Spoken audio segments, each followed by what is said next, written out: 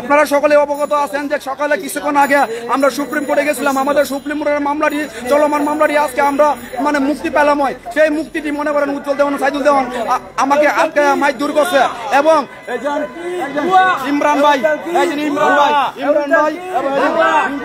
এবং মেহেদি ভাই, নাইম ভাই এদের আটকে একটা ভুল ডিসিশন সিদ্ধান্ত নেয়, তাদেরকে আটকে রাখছিল। সে আটকে রাখছিল নাইম ভাই কিছু কথা বলেন।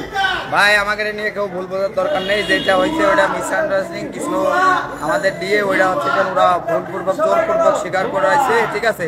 এটা নিয়ে কোনো কিছু বিভ্রান্ত বা কোনো কিছু নেই। নাইম মানে লাল, লাল মানে নাইম, আমরা সবাই এক, এটা নিয়ে কোনো কিছু। কৃষ্ণ মানে নাইম, কৃষ্ণ মানে লাল, কৃষ্ণ মানে ইমরান। এদের এদের এদের যে একটা ভালোবাসা আছে বাংলাদেশের প্রত্যেকটা গ্রাম পুলিশ কিন্তু জানে। আমাদের হয়তো লোক ছিল 3 জন, তারা লোক ছিল 40 জন। আমাকে মাইক দূর করে বাইর করে দিয়েছে এবং তাদেরকে আজকে জোরপূর্বকভাবে একটা রেকর্ড তৈরি করছে, যে রেকর্ডটা মনে করেন আপনারা সকলে জানেন। তাই এই রেকর্ডটা থেকে আপনাদেরকে আমাদের মুক্তি দিবেন ভাই। আমরা সেই ধরনের মানুষ না, আমরা সত্যের পক্ষে আছি, মিথ্যার পক্ষে জীবনে কোনোদিন থাকবো না। এবং আপনারা অনেকে জানেন যে একটা কথা বলছিলাম যে 47,000 গ্রাম পুলিশের 2011 এবং আমাদের প্রিয় বোন সোনিয়া আপাকে উনি অনেক কুরুক্তিমূলক আচরণ করছে। তাই আমার প্রিয় দেখেন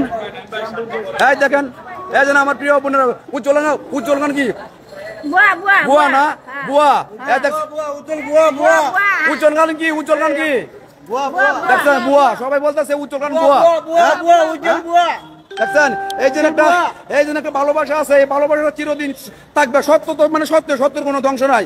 আপনারা মনে করেন আমাকে বলছিল বস্তাত বইরা মাইরে হালাই দিব, এই কথাটা শুনিয়া সকলে বাড়ি থাকতে পারে নাই। আশেপাশে যারা গ্রাম পুলিশ আইছে 100, 200, 300 গ্রাম পুলিশ সবাই চলে আইছে, কৃষ্ণরে মাইরে হালাই দিব, হুমকি দিছে কৃষ্ণরে, এটা কোনোভাবে মানা সম্ভব না। তাই সকলে চলে আইছে এবং তাদেরকে সবাইকে যা কিছু করণীয় আমার মা বোনেরা কিন্তু করছে, তারা উপযুক্ত শাস্তি পর্যন্ত পেয়েছে। কারণ সত্যের বাদী সারা জীবন জ্বলবে। সত্যের জয় আছে এবং মিথ্যার জয় নাই, সত্যের মাইন নাই, সত্যের আছে। হ্যাঁ দেখেন লাল ভাই একটু কথা বলবে আপনার সামনে। লাল ভাই আসলে খুব ব্যস্ত এবং প্রত্যেকটা দপ্তরে দৌড়াচ্ছে, একটু কথা বলবে আপনাদের ভাই। ওই যে আমরা মিস আন্ডারস্ট্যান্ড করতে হয়েছিল, আটকে রাখি। যাই হোক, আমি তো সচিবালয়ে ছিলাম আসলে 47,000 গ্রাম পুলিশ বাহিনীর সদস্যদের ভাগ্য পরিবর্তনের জন্য। এখনো ঘরে বসে থাকার সময় না, এখনো এই অফিসে দৌড়াদৌড়ি করে কাজ করার সময়। আমি সচিবালয়ে ছিলাম, ইনশাল্লাহ অনেকটা কাজ হয়েছে আলহামদুলিল্লাহ। আমি আমার জায়গা থেকে 100% নিশ্চিত, আমি আমার জায়গা থেকে। এখন আপনারা যদি আমার সাথে ঢুকতেন, আপনি যেই ঢুকতেন সেও নিশ্চিত থাকতেন যে না কাজ হচ্ছে, এটা নিশ্চিত আপনার। তখন শুনলাম যে কৃষ্ণরে আটকে রাখছে, এই কৃষ্ণরে মারছে, উজ্জ্বল খান মারছে। তো আমি ওদেরকে বললাম যে আমি সচিবালয়ে কাজ করব নাকি তোমাদের এই ঝামেলা সামলাবো, কোনটা? তো জায়গা ওরা মারছে, তোমাকে মারামারির দরকার নাই, তোমরা চলে আসো। তারপরে যে আমাকে ইমরানের আটকে রাখছে, নাইমের আটকে রাখছে, বেশ কয়েকটা আটকে রাখছে, উজ্জ্বল পটুয়াখালীর ফোরকান ভাইয়ের আটকে রাখছে, এই যে মিন্টু ভাইয়ের আটকে রাখছে, এই লোকগুলোর আটকে রাখছে। তো যাই হোক,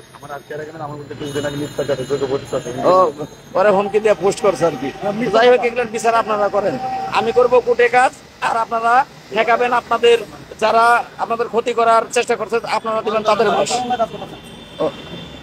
আমি আবারও বলছি, কোর্টের মামলাটা ওরা আজকে আসছে, এই কোর্টের মামলাটা 2.5 মাস পিছিয়ে দিচ্ছে, আবারও 2 মাস না 2 মাস পিছিয়ে দিচ্ছে।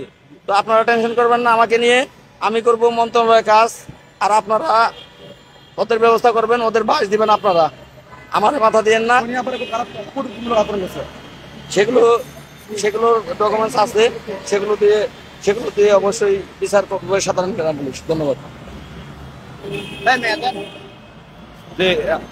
সংগ্রামী গ্রাম পুলিশ ভাইরা, আপনারা জানেন উজ্জ্বল ভাই বিগত 2 দিন আগে আমি মোহাম্মদ মেহেদি হাসান আমার নামে আমার ছবি সহ স্ক্রিন সহ আমার হোয়াটসঅ্যাপ থেকে নিয়ে আমার নাম্বার সংগ্রহ করে আমার নামে একটা মিথ্যা পোস্ট করছে যে আমি নাকি মৃত্যুর হুমকি দিছি।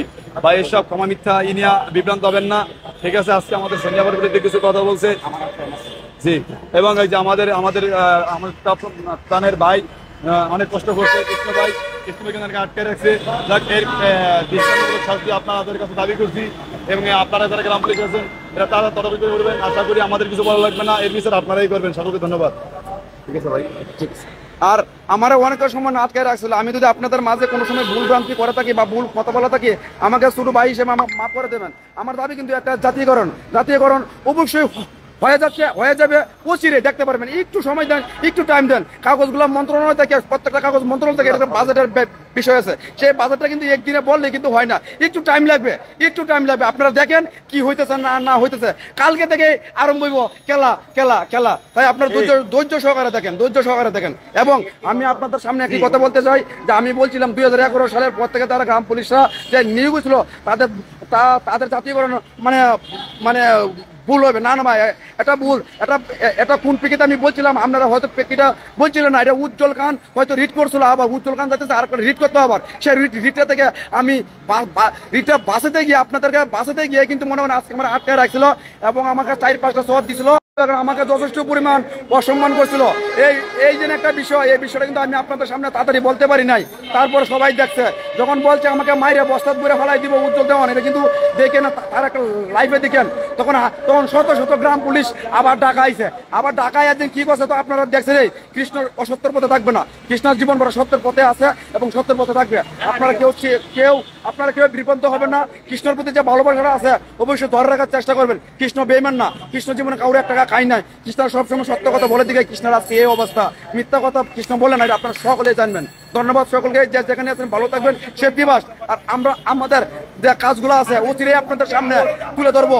আর আপনারা বলতেছেন কালকে আমাদের সচিব মন্ত্রণালয়ে আমরা ঢুকছি, অনেক কিছু কথা বলছে, এটা কিন্তু 1-2 দিনের ভিতরে হয়ে যায় না। একটু সময় দেন, 1 সপ্তাহ 10 স্যারে বলছে 15-20 দিনের ভিতরে অবশ্যই সবকিছু হয়ে যাবে। একটা বাজেট আছে, এই বাজেটটা করতে গেলে মনে করেন একটা সবাই একসঙ্গে বসে একটা মেনটেন করবে, কিভাবে কি হবে, বাজেট টাকা কোথা থেকে আনবে, সবকিছুর একটা বিষয় আছে, মানতে হবে, বুঝতে হবে। তারপর আপনারা দেখুন, মিথ্যা কথা জীবনে বলবো না, আর মিথ্যাকে আশ্রয় দিব না, সর্বদাই সঠিক কথা বলবো, মরতেও সঠিক কথা হয়ে মরবো। যেখানে আছেন ভালো থাকবেন, সেফটি ফার্স্ট।